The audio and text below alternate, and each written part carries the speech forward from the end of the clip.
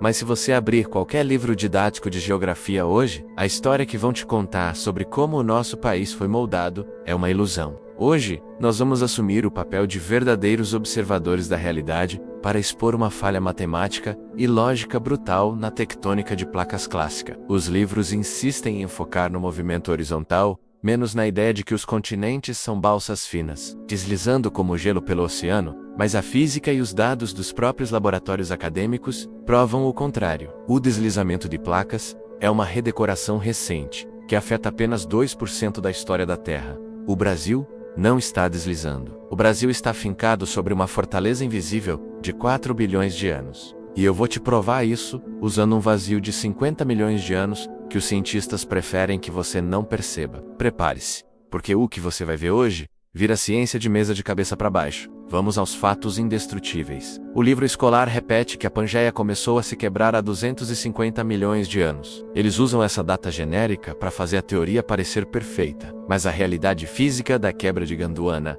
menos o momento exato em que o Brasil se separou da África, não aconteceu ali. A geocronologia oficial da própria academia, estudando o grande derrame de lava da província Porana, Etendeca no sul do Brasil, crava a data entre 134 e 132 milhões de anos atrás. Foi um rasgo vertical de fogo que abriu o Atlântico. E aqui nasce o grande mistério que a academia esconde no rodapé das páginas. Do momento em que o Brasil se separou da África 130 ma até a erupção do complexo vulcânico de Poços de Caldas, há 80 milhões de anos, existe um vazio de 50 milhões de anos. Por 50 milhões de anos, o território brasileiro flutuou para o oeste sem que houvesse nenhuma zona de subdução na nossa costa leste. Nenhuma placa se chocando contra nós por trás. Se a geologia clássica diz que montanhas e vulcões só nascem do choque horizontal de placas, como eles explicam o que aconteceu a seguir? A resposta não está nas laterais, está embaixo dos nossos pés. Estudos modernos de tomografia sísmica,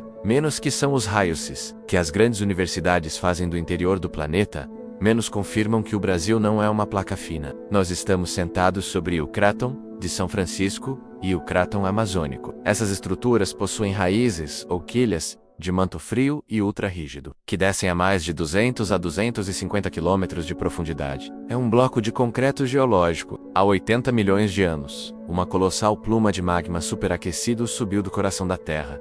Pela lógica dos livros, ela deveria ter quebrado o meio do Brasil, mas ela colidiu direto contra o teto desse escudo cratônico de 200 quilômetros.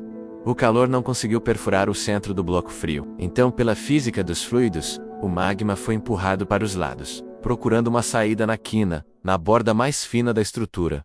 Sabe onde fica exatamente essa quina? Onde o magma conseguiu vazar? No complexo alcalino de Poços de Caldas. É por isso que Poços de Caldas entrou em erupção exatamente ali.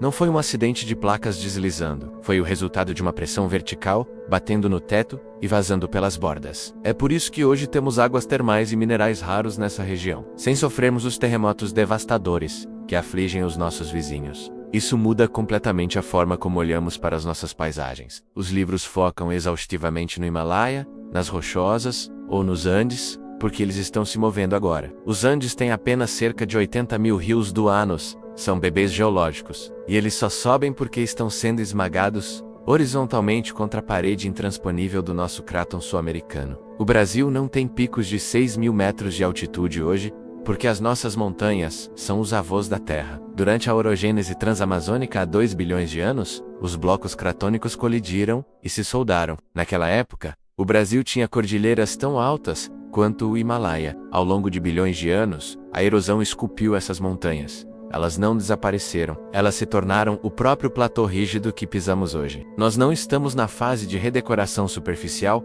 dos 2% da Terra. Nós somos a fundação sólida de 98% da história do planeta. E se algum acadêmico disser que isso é uma exclusividade do Brasil, nós expandimos o nosso mapa de observadores da realidade para o mundo. Existem outros 3 grandes testemunhos que provam que a Terra antiga era governada por esses escudos rígidos, muito antes da invenção da tectônica moderna. O testemunho do Canadá Escudo Laurentiano, onde encontramos rochas de 4,28 bilhões de anos. Um bloco tão espesso que simplesmente anula e bloqueia o vulcanismo interno no seu centro. O testemunho da Austrália Kraton Pilbara, com 3,5 bilhões de anos. É o continente mais plano e geologicamente estável do mundo, porque sua raiz é uma fortaleza que rejeita a redecoração das placas superficiais. O testemunho da África Craton Carrapvou, o irmão gêmeo do nosso Craton de São Francisco, há 130 milhões de anos. O magma profundo não conseguiu quebrar o coração de nenhum dos dois. Ele teve que encontrar a costura, a cicatriz que os unia. E essa linha de solda rompida